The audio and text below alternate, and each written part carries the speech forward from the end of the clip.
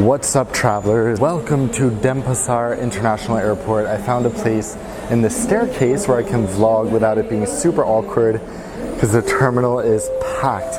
But I am just about to board the plane you just saw, Garuda Indonesia to Beijing, and I'm so excited to finally try Garuda because I've heard so many good things about them. So this should be quite an epic flight. Unfortunately, it's only 7 hours, but I'll take you with me, show you my experience.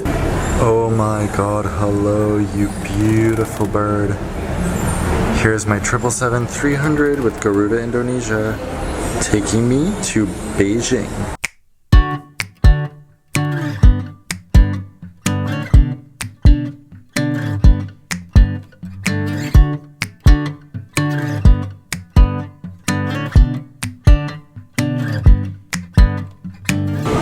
Alrighty guys, welcome aboard.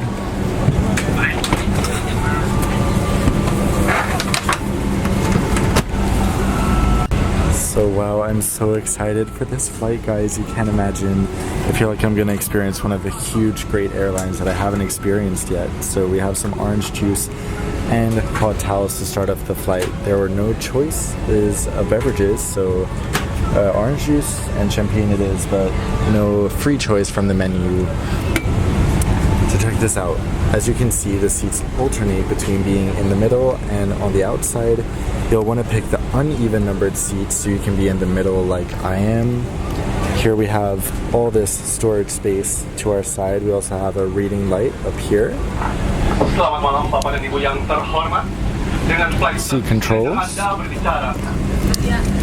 headphones and water, charging, power port, table comes down, voila.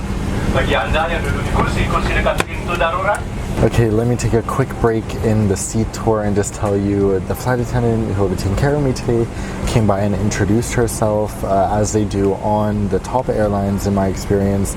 She gave me a tour of the seat, information about where the lavatories are. We spoke a bit about the menu, all that stuff, and I was thinking about why I love this so much, because you guys have heard how much I value this type of personal welcome and interaction before, and what a difference it makes to my experience.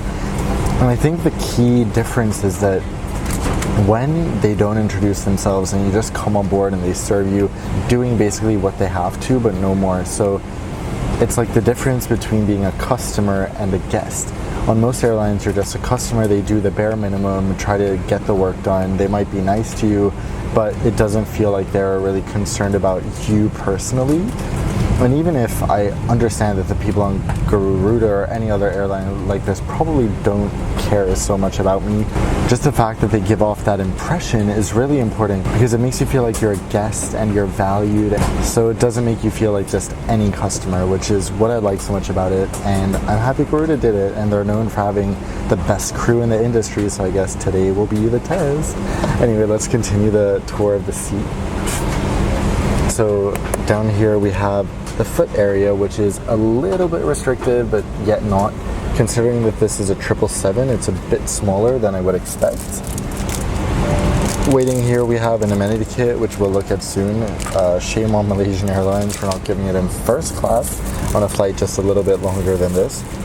We also have slippers, which I shall put on shortly. And we have quite a decent blanket, not amazing. So just to show you a bit more what the seat looks like, over here we do have just a small padded armrest, another padded armrest here, and that's pretty much it. So let's check out the contents of this. And here are the contents. Decent selection, a comb, which is always fun but kind of unnecessary, a toothbrush, eye mask, earplugs, and some products from Clarins. We have some body lotion, lip balm, and some other type of moisturizer thing. I just wish it said Garuda Indonesia on the kit, except just having the logo. Do you all want to see the menu?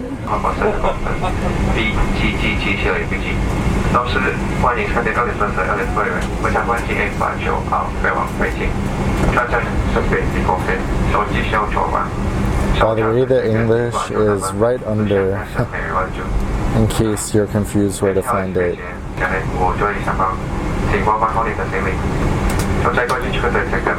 把行李放在行李间内，增加飞机会有收费的无偿上网行动。Alright, do you guys want to have a look at the entertainment system while we're waiting for takeoff? I say, let's do it. Oh wow, choose skin. This one.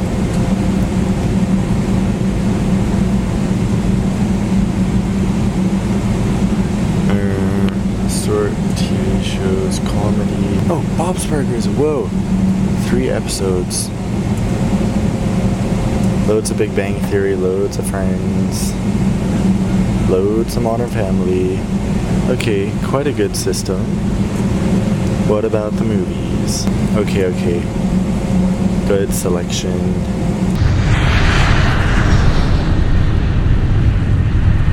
Oh, wow, this is magical.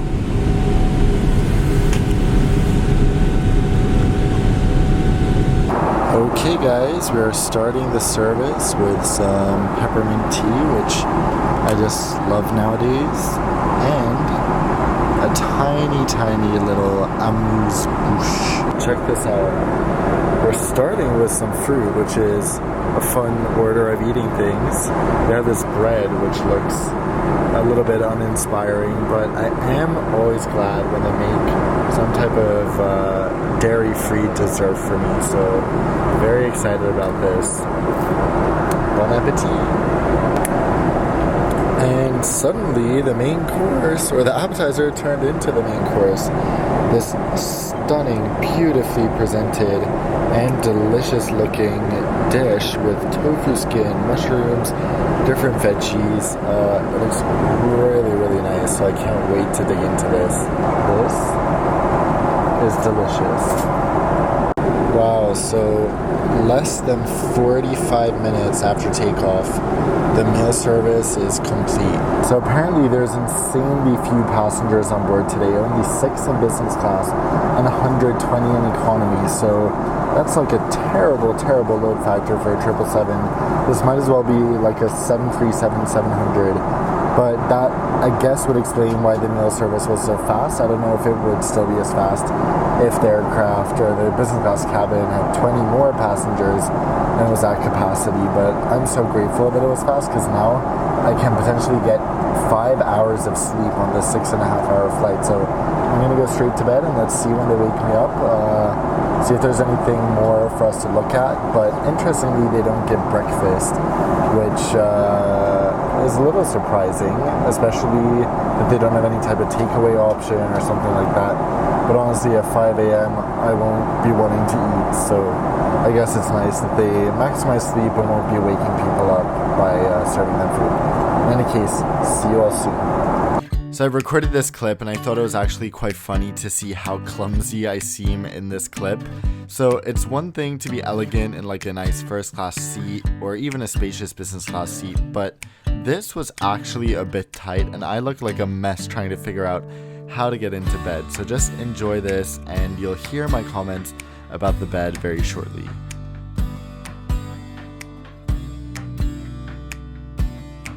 So 5 hours later, let's check out the lavatory quickly. As you can see, there are some nice business class amenities in here. The lavatory is nice and decently spacious, but it's time to get back to my seat.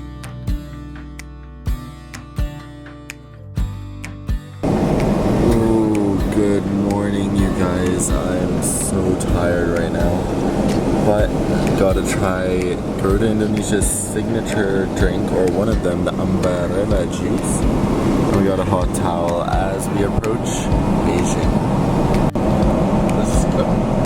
Whew, what the hell? There was a guy in one, I don't know what seat letter, but row 1, using an electric shaving machine just in the cabin. He was standing up, going like this. I was like, anyway, how did I sleep in this seat? Surprisingly not super well. I woke up feeling quite sore and I just couldn't get comfortable. I think the seat is a bit too short. It's a bit narrow, and all this is just very unfortunate because they have this seat on almost all their long-haul aircraft, and it's just a shame because they're supposed to be such a great airline, and if they had a better seat, perhaps that would really elevate their game. But here, it's been a long time since I had this hard a time getting comfortable in the seat. Can't believe the flight is over. I'm gonna be wrecked today.